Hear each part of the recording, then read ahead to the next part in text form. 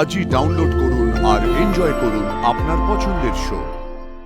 আপনি তো ভালো গান গাইতে পারেন, আমাকে এক্ষুনি এই মুহূর্তে একটা গান গেয়ে শোনান তো।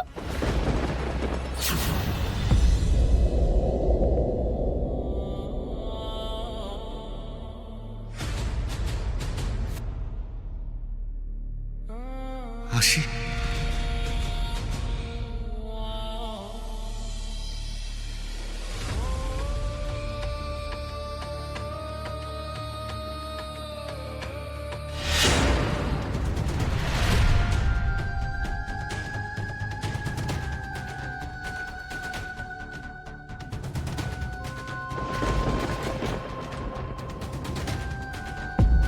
উনি তো আপনার স্ত্রী নন।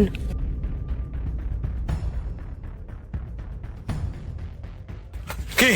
এই দাদা শোন শোন শোন শোন শোন শোন। দেখলেন তো ম্যাডাম, ইনি ওনার স্ত্রী আরশি চ্যাটার্জি নন, ইনি আমার দিদি।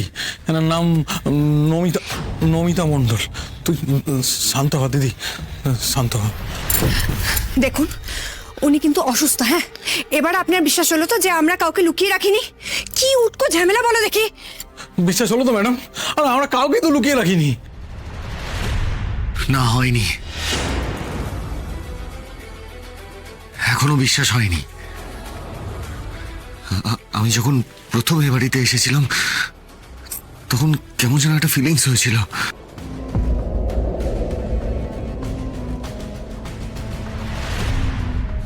তখন আমি বুঝিনি, কিন্তু এখন আমি বুঝতে পারি। আসলে আমি আশির প্রেজেন্স ফিল করেছি, আর সেটা কিছুতেই মিথ্যে হতে পারে না। কিন্তু কিন্তু এখন আমি সেটা ফিল করিনি আমি। আপনি আসলে কে? আপনাকেও কি ওনারা জোর করে আটকে রেখেছে এখানে?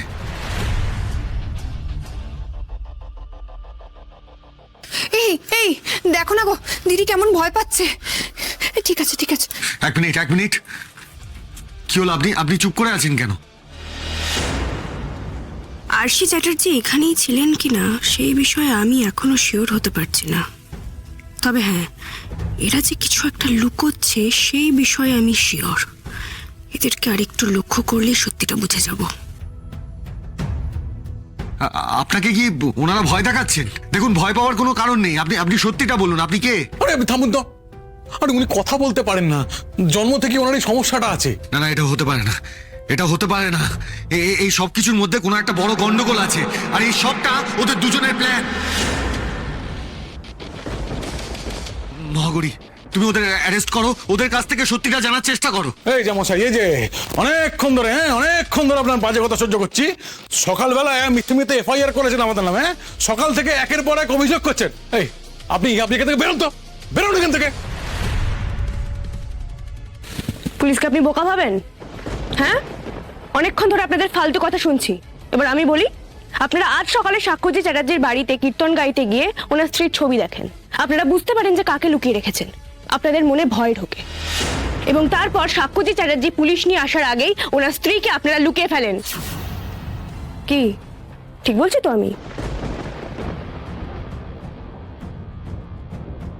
ওরা কিছু বলবে না, আমাদের পুরো ঘরটা সার্চ করতে হবে। আমার বিশ্বাস ওরা আশিকে এখানেই কোথাও লুকিয়ে রেখেছে। ঠিক আছে, আপনি ওদিকটা দেখুন, আমি এদিকটা দেখছি।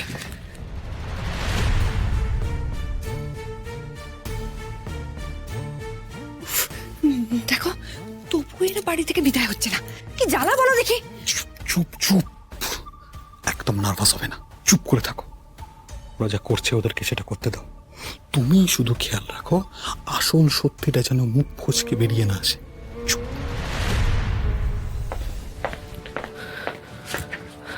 মহাগরি পেলে? এই মুহূর্তে আপনার স্ত্রী এখানে নেই। আমিও কোথাও পেলাম না ওকে।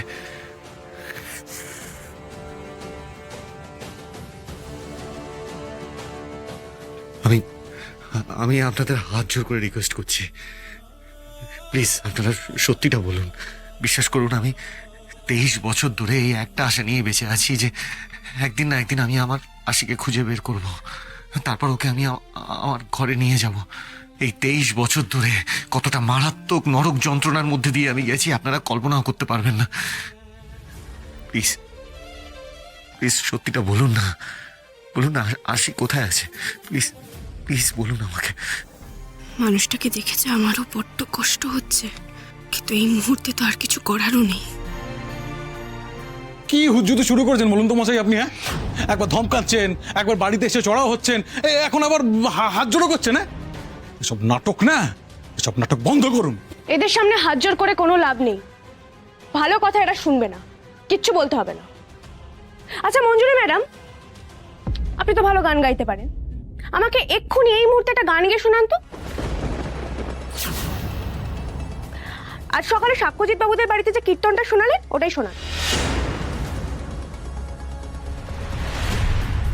It's my order.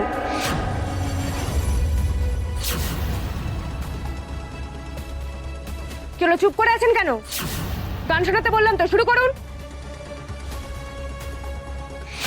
এটা কিন্তু ঠিক হচ্ছে না ম্যাডাম। আপনি একজন পুলিশ হয়ে এইভাবে আমার স্ত্রীকে জোর করতে পারেন না। আমি কিন্তু ছেড়ে দেবো না। আমি লাইভ করব। আমি লাইভ করব। লাইভ করে আমি সবাইকে জানাবো যে আপনারা দুজন ফোর্সফুলি আমার বাড়িতে ঢুকে হুজ্জুতি শুরু করে দিয়েছেন। একজন পুলিশ অফিসার হয়ে আপনি সাধারণ মানুষকে হ্যারাস করতে পারেন না। দেখবো তারপর আপনার এই পুলিশের পোশাক কি করে থাকে। আমি লাইভ করব। তুই সাহস, হ্যাঁ? তুই আমার সামনে দাঁড়িয়ে মহাগরিকে থ্রেট দিচ্ছিস? কি করবি তুই? ছাড়বো না আমি ওকে, শেষ করে দেবো। আপনার সামনে আমার স্বামীর গায়ে উনি হাত তুলছেন আর আপনি চুপ করে দাঁড়িয়ে দেখছেন। শান্ত হন আপনি, ছাড়ুন। না আমি ছাড়বো না ওকে। সাক্ষ্যজিৎ চ্যাটার্জি, লিভ হিম। আপনি কারোর গায়ে হাত তুলতে পারেন না। আসুন আমার সাথে।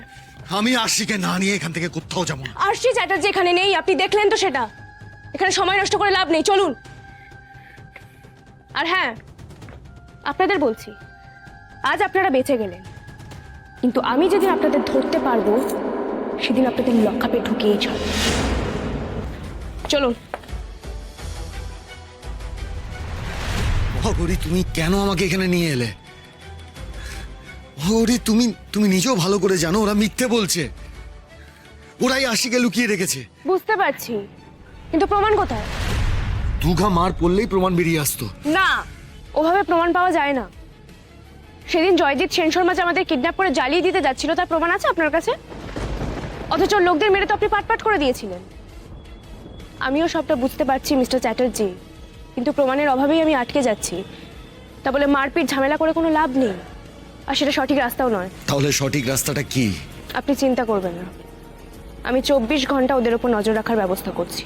ওরা কখন কোথায় যাচ্ছে, কি করছে, আমাদের সবটা জানতে হবে। তারপর ওদের রেড হ্যান্ডেড ধরতে হবে। আপনি আমার উপর ভরসা রাখুন। আপনি যখন আমার কথা মেনে নিজের হাতে আইন তুলে নেননি, তখন আমিও আপনাকে কথা দিচ্ছি আপনার স্ত্রীকে আমি খুঁজে বের করব।